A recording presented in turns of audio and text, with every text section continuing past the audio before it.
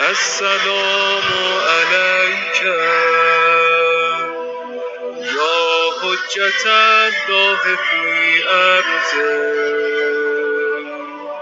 السلام علیک یا عین اللہ فی خلقه،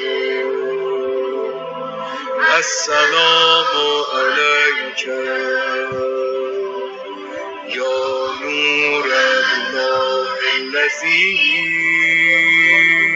یهتدی به المهتدون۔ السلام علیکم ورحمۃ اللہ وبرکاتہ۔ دا ڈکشنری آف سورہ یاسین میں ایک نئے سیگمنٹ میں، ایک نئے پروگرام میں، ایک نئے ورڈ لتمسنا کے ساتھ آپ کی خدمت میں حاضر ہیں۔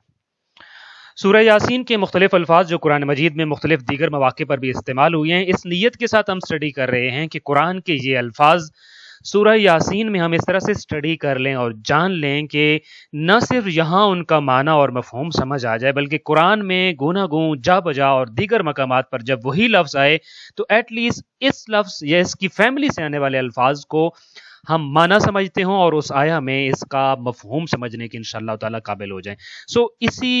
عنوان کے ساتھ اور اسی آئیڈیا کے ساتھ آج کا ورڈ جو ہم انشاءاللہ اسٹڈی کرنے جا رہے ہیں وہ ہے لتمسنا۔ یہ سورہ یاسین ورس نمبر 66 میں استعمال ہوا ہے، جہاں ارشاد قدرت ہوتا ہے وَلَوْ نَشَاءُ لَتَمَسْنَا عَلَىٰ أَعْيُنِهِمْ فَاسْتَبَقُوا الصِّرَاطَ فَأَنَّىٰ يُبْصِرُونَ، یعنی اگر ہم چاہتے تو ان کی آنکھوں کو مٹا دیتے یا ان کی آنکھوں کو اندھا کر دیتے، پھر وہ راستہ کی طرف دوڑتے تو ان کو کہاں نظر آتا۔ یہ ورڈ 3 لیٹرز سے ڈیرائیو ہوا ہے اور اس کے جو روٹ لیٹرز یا حروف اصلی ہیں وہ طا، میم اور سین ہیں۔ اتفاق سے اس ورڈ کا اردو میں ہمارے ہاں یہ اس کی فیملی کا کوئی ورڈ مستعمل نہیں ہے، ہم آشنا نہیں ہیں اس لفظ سے۔ طمسا عربی کا جو ورڈ ہے اس کا معنی ہوتا ہے مٹا دینا، اور یوں مٹا دینا کہ کسی چیز کا نام و نشان تک بھی باقی نہ رہے، یوں وہ جب مٹ جاتی ہے تو کہا جاتا ہوتا ہے طمسا۔ البتہ بعض اوقات یہ اس سے ملتے جلتے دیگر معنی جیسا کہ مسخ ہونے یا شکل بدل جانے، برباد ہونے، مٹ جانے یا بگڑ جانے میں بھی استعمال ہوتا ہے۔ البتہ اس کا ایک معنی جو ہے وہ دور ہو جانا بھی ڈکشنریز میں آیا ہے۔ قرآن مجید میں یہ لفظ تقریباً 4 جگہ پہ استعمال ہوا ہے، یا اس فیملی کے جو الفاظ استعمال ہوئے ہیں، اور ایک تو بہت ہی زیادہ ہم اس آیت سے آشنا بھی ہیں، سورہ نجم کی فَإِذَا النُّجُومُ طُمِسَتْ،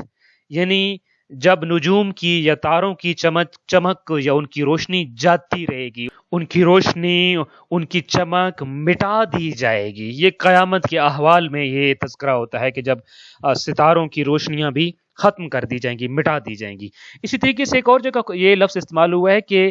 من قبل ان نطمس وجوہن، نطمس وجوہن کا مطلب ہوتا ہے چہرے بگڑ جانا۔ نطمس وجوہن قبل اس کے کہ ہم ان کے چہروں کو بگاڑ دیں گے۔ طمسا یعنی بگاڑ، ختم ہو جانا۔ البتہ یہ جو چہروں کا بگاڑ ہے، اس کے حوالے سے مفسرین نے اس موقع پہ ڈفرینٹ قسم کی تفاسیر کو بیان کیا ہے کہ مثلا ایک چہروں کا بگاڑ تو یہ ہے کہ ان کے چہروں پر بال اگائیں یا ان کی صورتیں حیوانوں کی جیسی اور دیگر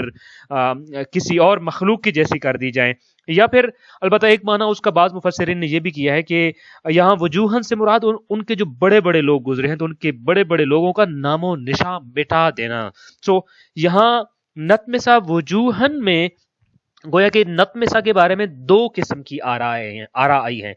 ایک معنی ہے مٹا دینا اور ختم کر دینا، اور ایک معنی ہے بدل دینا۔ سورہ قمر میں قوم لوط سے متعلق ارشاد فرمایا کہ فَطَمَسْنَا أَعْيُنَهُمْ، یعنی اس کا مطلب کیا ہے؟ ان کے عذاب کا تذکرہ کرتے ہوئے یہ آیت نازل ہوئی ہے کہ جب وہ سدوم کے آتش فشاں پہاڑوں سے آگ کا اور گندک کا دھواں اور ان کا ایسا طوفان اٹھا کہ جس کے بارے میں ارشاد فرمایا فَطَمَسْنَا أَعْيُنَهُمْ، کہ اس طوفان سے، اس دھوئیں سے، اس آگ اور گندک کی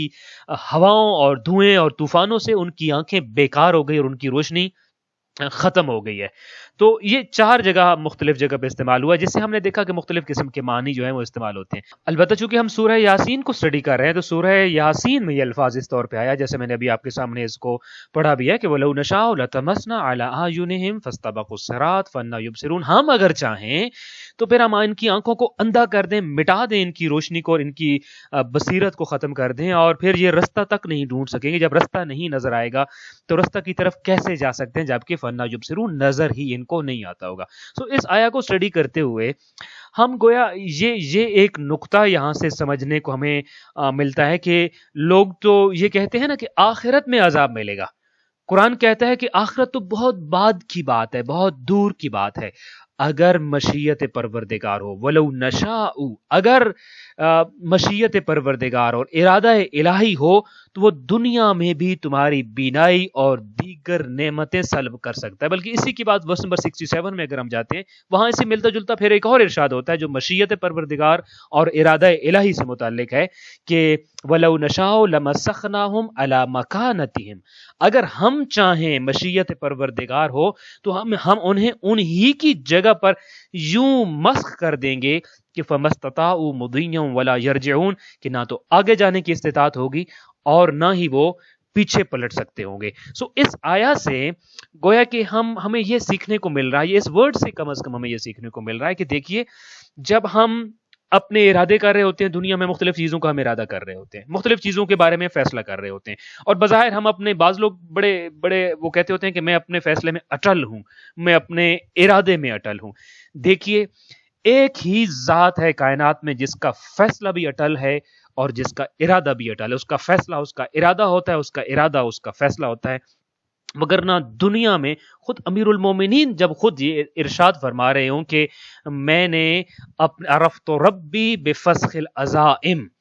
کہ میں نے اپنے ارادوں کے ٹوٹنے سے اپنے رب کو پہچانا ہے جو میرے ارادوں پہ حاوی ہے, جو میرے فیصلوں پہ حاوی ہے, جو میرے ارادوں پر غالب ہے, جو میرے فیصلوں پر غالب ہے, جس نے میرے ارادوں کا احاطہ کیا ہوا ہے اور جو میرے فیصلوں کا احاطہ کی ہوئی ہے,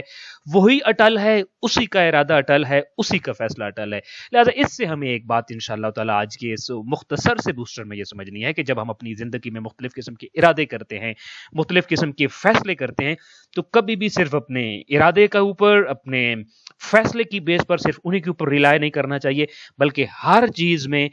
اس ذات کی طرف بھی متوجہ ہونا چاہیے کہ جس کا ارادہ ہمارے ارادے کے اوپر غالب ہوتا ہے, جس کا ارادہ ہمارے ارادے کا احاطہ کیے ہوتا ہے. لہذا اگر وہ چاہے تو کسی بھی چیز کو یوں مٹا دے کہ اس کا نام و نشان بھی نہ باقی بچے. لَتَمَسْنَا, مٹ جانا, ختم ہو جانا, سب کچھ, سب ارادے, سب فیصلے, سب چیزیں مٹ جائیں گی اور ختم ہو جائیں گی. اگر کوئی باقی رہے گا تو میرے رب کا فیصلہ ہے اور میرے رب کا ارادہ اور میرے رب کا حکم اور اس کا امر ہے. انشاءاللہ تعالی آج کی اس آیا میں اس ورڈ کو اسٹڈی کرنے کے ساتھ ساتھ انشاءاللہ تعالی ہم نے اپنے لیے یہ بھی میسج کے طور پر سمجھنا ہے کہ لَتَمَسْنَا, ہم مٹا دیں گے, ہم ختم کر دیں گے, ہم نام و نشان تک ختم کر دیں گے. اللہ کی ذات کی طرف سے یہ مجھے اور آپ کو پیغام ہے, وہی سب اختیارات کا مالک ہے, ہم اس کے محتاج ہیں, وہ قادر مطلق ہے. دعائے خالق کائنات انشاءاللہ تعالی اس لفظ کو اسٹڈی کرنے کے صدقے میں اور اس کے معنی و مفہوم کو سمجھنے کے صدقے میں ہمیں